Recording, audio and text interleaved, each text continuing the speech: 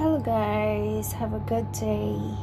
Today we will do a cheesy baked chicken breast. So yan po nakikita ninyo ay mga sangkap at mga spices ng ating menu for today.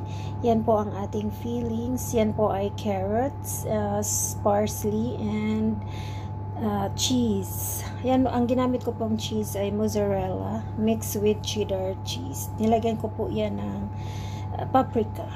So ito po ang ating chicken. Same thing, nilagyan ko rin po yan ng paprika, chili powder, and garlic, salt, seasoning. Okay, yung nakikita nyo po kanina guys. So yan po ang aking ginamit na cheese, mozzarella cheese. So yan na po ang ating chicken. We will combine all the spices like that, and then we will flatten using anything. It's up to you kung ano pong gagamitin ninyong pampalo. Mash nyo lang po ng ganyan yan para ma-flatten hanggang sa medyo flat na po siya guys.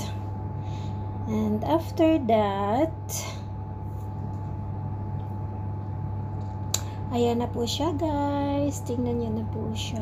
Ganyan na po siya guys. So ngayon ay ilalagay na po natin ang fillings. So yan po yung fillings natin kanina na nilagyan natin ng yogurt, 3 spoon, and carrots, and mozzarella cheese, and parsley, then seasoning, and I put a little bit salt on that.